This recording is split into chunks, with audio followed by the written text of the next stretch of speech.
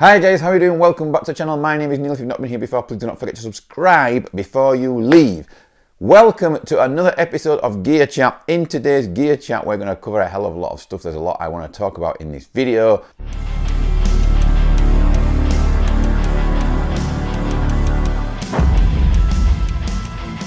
So first of all, guys, I want to talk about something that's really got me excited. Howard and Adam, old members of Killswitch Engage, or at least Howard was an old member, of Killswitch Engage. He was the singer back when As Daylight Dies was out, that era.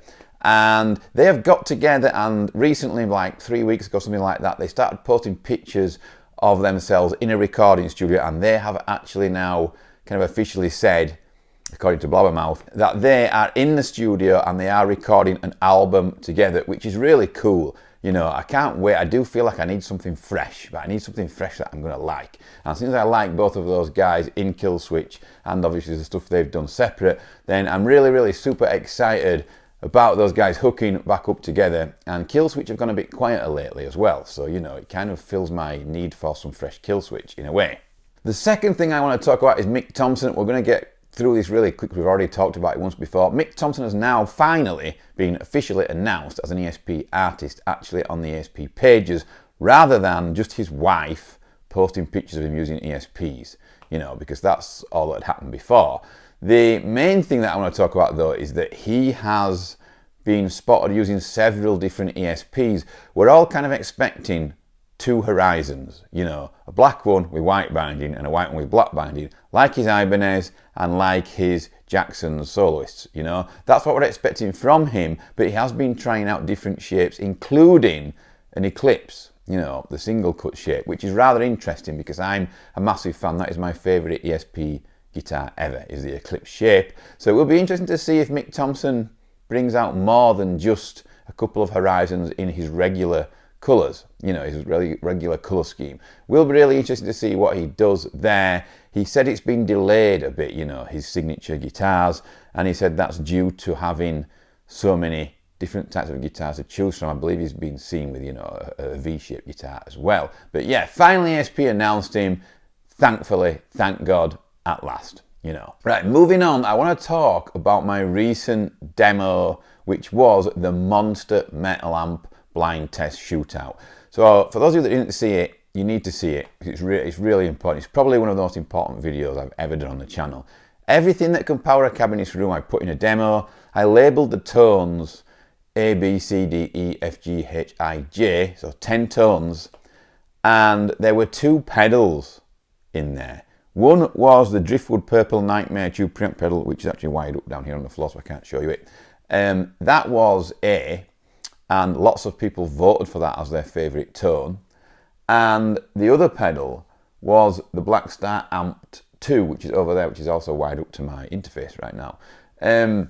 Now, the interesting thing is that when I listened back to it independently myself, trying with an open mind, and to be honest, I'd forgotten what a lot of tones belong to which amp myself. And when I listened back, I thought that tone B, which is the Black Star Amp 2, was one of my favourites to listen to the ear.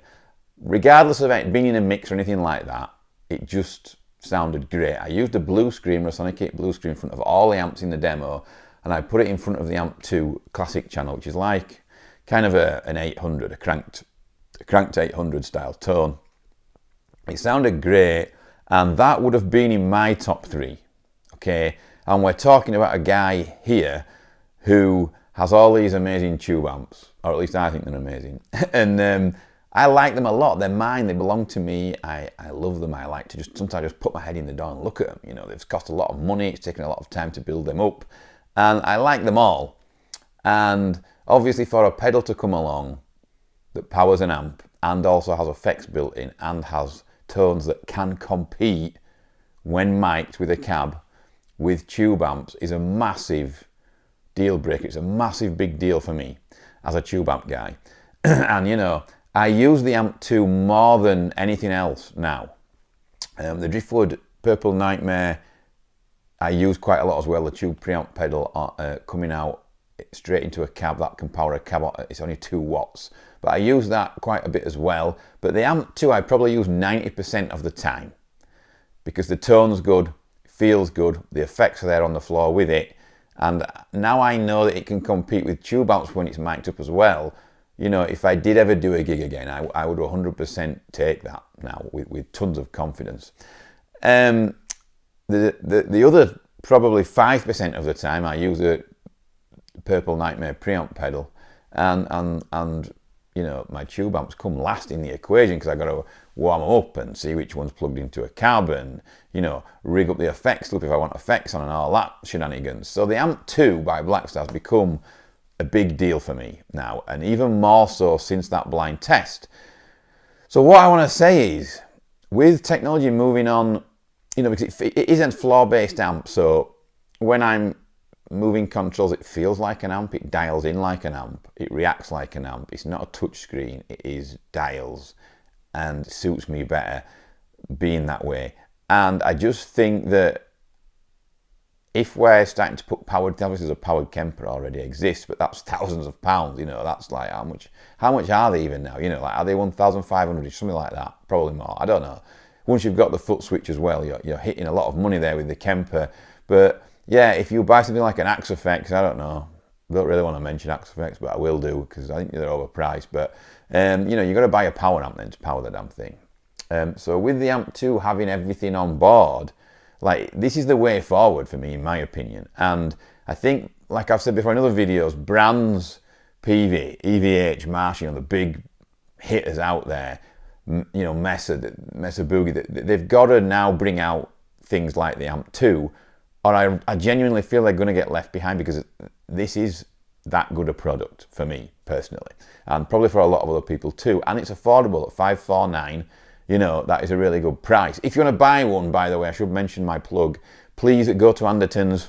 Just checking I got Anderton's t-shirt on, then I thought I did. Go to Anderton's and go down there below in the description. Go through that link to Anderton's. And when you buy anything at all through that link, once you've gone through it, providing you don't leave that link, then it helps contribute toward the channel. Just thought I'd get that plug in. But yeah, I genuinely think we've got to a stage now where things are sounding as good as real amps, you know, tube amps, and I'm starting to wonder if they are kind of becoming more of a collector's item, which probably they are for me already.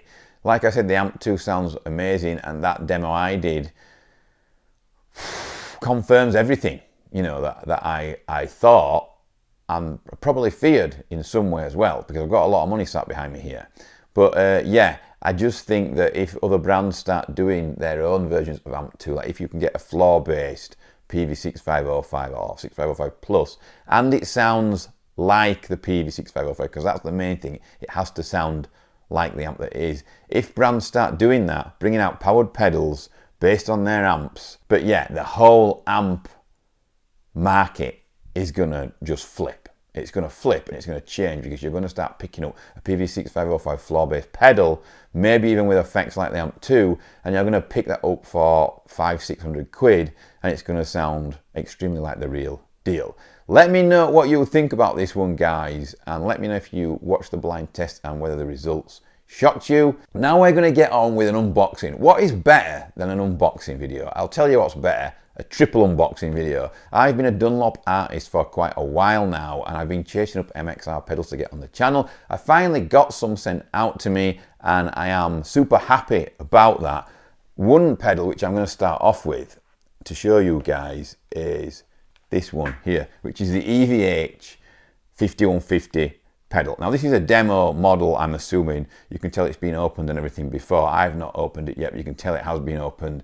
So I'm assuming this is a demo model that gets sent out to YouTube and stuff like that. So this particular pedal has been requested on this channel, wow, like more than any other pedal ever, because this channel not so long ago was mainly based around EVH gear quite largely, you know, and everybody wanted to hear this versus the amps, which is what I'm going to do.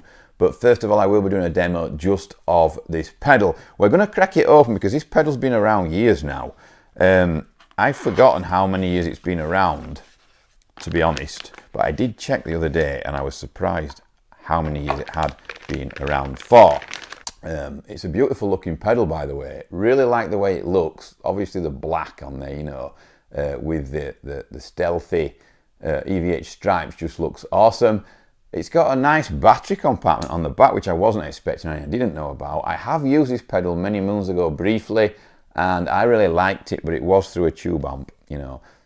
So that makes a huge big difference. There is a boost button on here which I hadn't forgotten about, but what I did forget about is the gate over here. I don't know how good this gate will be because I've not tried it yet, but this gate is based on the MXR Smart Gate, which is quite a popular gate actually. I owned one quite a while ago when they first got released now, well, many years ago actually, and I used it for a while and I can't remember what happened to that pedal actually. But yeah, so it will be interesting to see what this pedal sounds like. I know you guys have requested it a million times. You've probably seen a million demos of this pedal because it's that old. But yeah, really happy that I finally got this little baby on the channel. This is just a loan pedal, by the way. It's not mine, I've not bought it. It will be going back, so I have to look after it. We have another pedal here which everybody keeps saying, you know, that check out the MXR distortion pedal, the super badass range is absolutely fantastic, the overdrive and the distortion. And this pedal came out to me. I didn't request this one actually. I think they just sent this out. I think they thought, you know, we're sending a package anyway. We may as well send, you know, 3 pedals in the box rather than just 2. So this was a nice surprise. It looks like this pedal. Some of you will be familiar with it, and it's chrome. I call it chrome because it looks chrome on the thumbnail, but now I've seen it in the flesh. It's actually like silver, you know. It's actually like a sparkly silver. So this is a super badass distortion. I don't know much about this pedal, but like I've said before, I do know that you guys said you got to check this pedal out. It's awesome. So it will be interesting to check this out. I will do a couple of demos of this and also the MXR 5150 overdrive. I will put them into the front of amps, and I will also put these pedals into IR loaders, you know, straight into the camera, so you guys can see what they will be like if you were recording with them. So this is just bass, middle, treble, output and distortion, you know, level and distortion. Pretty simple pedal, but yeah, it will be interesting to see what it sounds like. And obviously it's got a really cool name, Super Badass Distortion. It is pretty badass name. The next pedal is one that I requested, and this was the main one actually that I requested from Dunlop UK. Well, I'm talking about Dunlop UK. I just want to say a huge thanks to the guys at Dunlop UK for, you know, acknowledging me and sending out my stuff, and also a huge thanks for the support with the strings, you know, because I'm a Dunlop string artist and have been for years. Huge thanks for supporting me with that as well. I really appreciate, you know, it's something that I don't take lightly, being a Dunlop artist. So here it looks like this. It's like a hot rod style.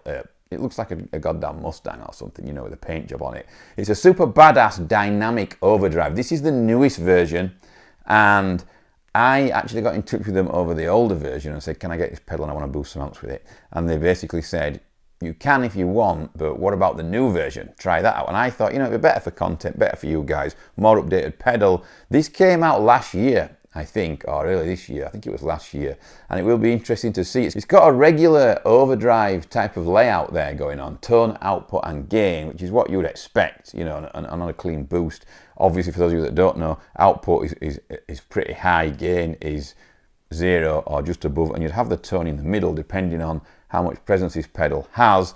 But then there's a boost and a cut switch in between there that you can see. Will be interesting to find out what that does and how this pedal boosts metal amps. I will be trying the pedal straight into an amp, you know, just using it as an overdrive pedal, but then I will get bored of that pretty quick because I'm a metal player, and then I will be using it to boost some of these amps behind me that you see today. So yeah, super exciting times for the channel. There's 2 other new pieces of gear on their way to me that I can't talk about yet because they have not been released, and I don't even know a release date for them.